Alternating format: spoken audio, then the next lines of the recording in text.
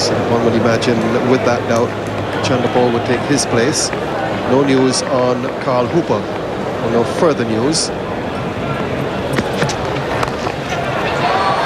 That's a fine shot down behind square, and will beat Walsh down there. So Michael Slater gets off the mark with his trademark shot off the legs for 4. Got off the mark in the same way in the first innings. Dillon. And just left Michael Slater, but he picked it up beautifully. And the ball goes towards the boundary, but it won't get there with a slow outfield. Michael Slater played that beautifully. Just left him at the last moment, yet he was able to clip it past the point. Yeah, just a little bit too short and wide here, Hooksy. Just give him the chance to watch that ball right on the bat. He's hit it forward a point, so that ball just holding up a bit there. You'll see from here the width. And that's what enabled him to play the shot. It still kept low for a half-tracker, really. Right on target, but just picked off beautifully towards the fine leg fence, and that's 4 runs to Michael Slater, and Australia moves to 57 for 2. Yeah, well, Dillon straying on the leg stump there. And he's going to pay the price. You don't bowl leg side to good batsman. Slater just moves inside that one beautifully. Flicks it on its way. Knew the fine leg was a little bit squarer, so he's just got that one finer. Slashed away for 4. Reminiscent of the same sort of shot that Justin Langer played, and Slater has smacked it.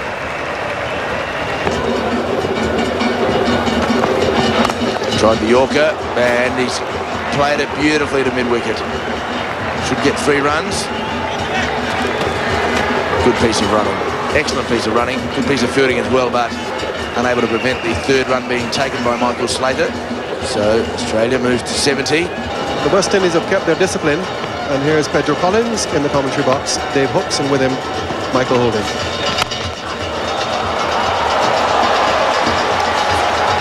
Thank you very much, Tony. 4.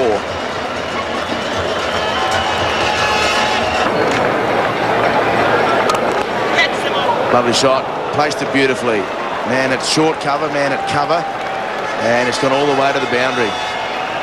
Very well timed shot. And in the air, but there's no man out there, no second man out there. And it's a long way to that boundary, but it gets there. Slater playing one of his favourite shots. Pulling it high, realising that there was no man at square leg or just behind on the fence. Magnificently put away. Stood up and asked for it. And Slater does really pull so well. Banged away for 4. Moves him on to 80 now. Well, with the variable bounce, we spoke a little earlier that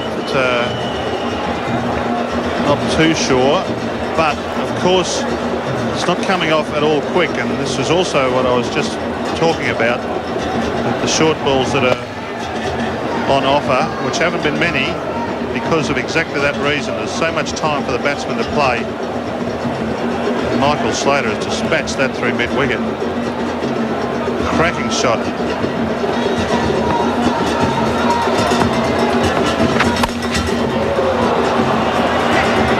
Another short one. And Collins lets it go through. Tried for the slide. And the ball goes through him for a second boundary. So Slater has put away 2 bad balls in this over, 2 short ones. That really shouldn't have gone away.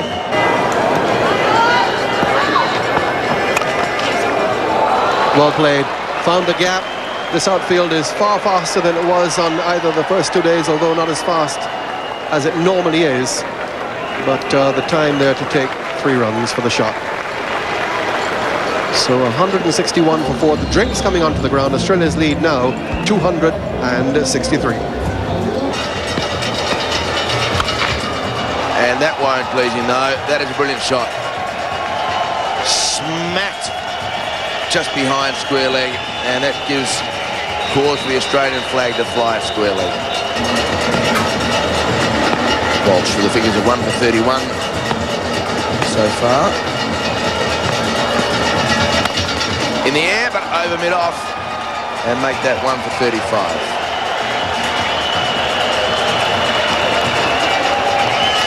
can see that Courtney Walsh is really feeling the strain in this latter stages of the day. That delivery had absolutely no pace at all on it. Michael Slater just played through the line on the front foot, pushing a long way forward and just playing through the line of the ball and lofting it over mid-off.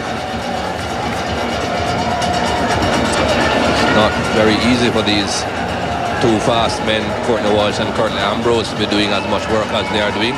Not much rest. Batsmen only lasting 2 sessions. Michael Slater marches on. Just 1 shot away from 3 figures.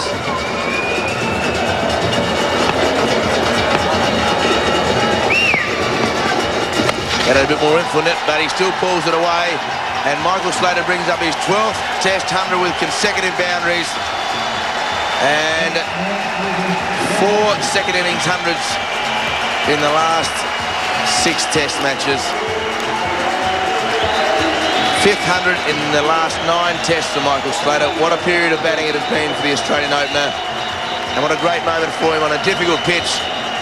A pat on the back from the opposition captain Brian Lara and a hug from Greg Blewett. And what a thrill for Michael Slater. Left out of the side for 2 years. He is in rare form.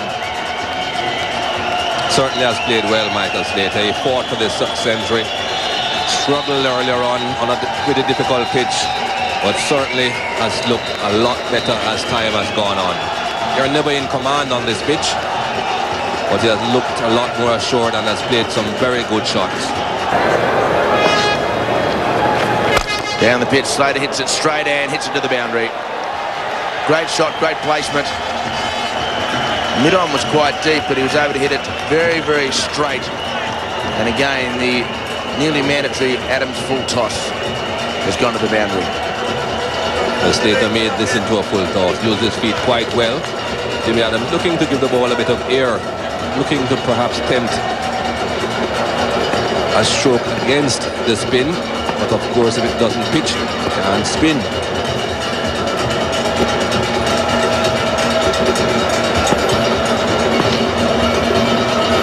And he gets in a stumping chance. The umpire's called for the 3rd umpire. He did it very well, Ridley Jacobs. Has Michael Slater got back? You wouldn't think so by that reaction. He starts to walk away from the stumps, and it looks as though Michael Slater knows in his own mind that he has been stumped. Well, that was what Jimmy Adams had been trying to do. Throwing the ball up in the air, trying to get Michael Slater to play against the spin. This time he was deceived in the flight. He did play against the spin and missed. Let's see what happened.